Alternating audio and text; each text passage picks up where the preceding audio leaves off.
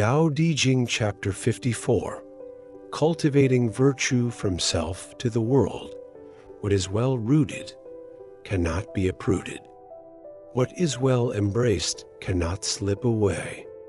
If one's children and grandchildren hold to the Tao, the family line will endure unbroken.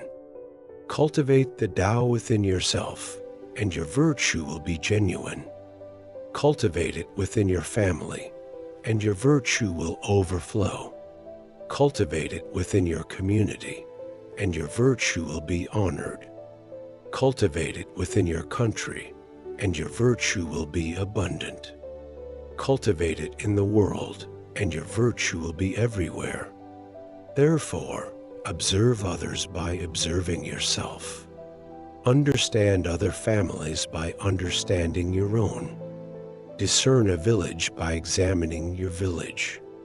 Bring peace to a nation by first bringing order to yourself. How do I know this is true of the world? By this. Key thoughts and philosophical insight. 1. The power of inner foundation Laozi begins with a metaphor of roots and embrace, suggesting that what is deeply grounded and firmly held cannot be lost. The same is true for virtue and the Tao. When a person embodies the Tao genuinely, that strength radiates outward. This highlights the Taoist emphasis on inner cultivation as the beginning of all lasting influence. Just like a tree whose roots grow deep into the earth, a life founded on the Tao is stable and enduring personally, generationally, and universally. 2. Virtue spreads like ripples. Laozi paints a beautiful picture of how virtue flows outward from self to family, to village, to nation, to the entire world. Each layer is dependent on the integrity of the one before it. This is not a top-down command structure, but a bottom-up natural expansion of moral force. The implication is profound. World peace does not begin with political systems, but with self-mastery. True change arises not from external enforcement, but from the quiet strength of inner alignment with the Tao. 3. Self as the mirror of the world. The chapter ends with Laozi's signature question: how do I know this is true of the world? And his answer is clear, because it is true of himself. This reveals a fundamental Taoist principle. The microcosm reflects the macrocosm.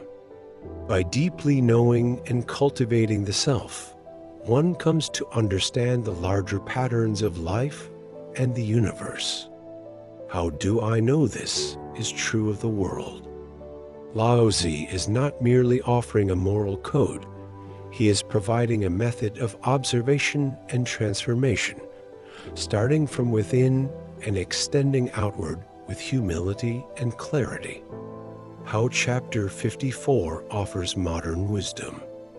In modern life, we often seek systemic solutions to societal problems while neglecting the personal roots of those issues. Laozi reverses this logic.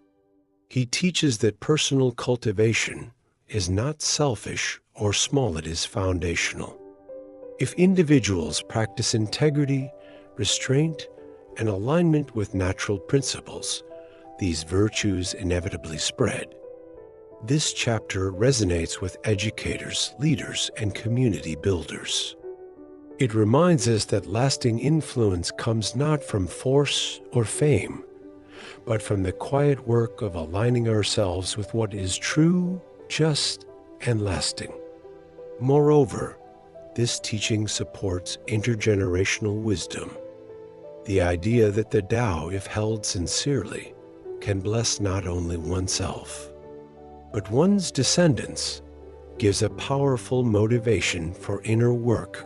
Our actions echo beyond our lifetimes. Chapter 54 teaches that what is firmly rooted and authentically embraced cannot be lost. Virtue, when cultivated within the self, radiates outward to influence family, community, nation, and the entire world. Laozi emphasizes that self-understanding is the key to understanding others, and personal alignment with the Tao is the foundation for peace and prosperity. The sage does not seek to change the world directly, but begins by embodying the way within. From that solid root, transformation flows naturally and enduringly.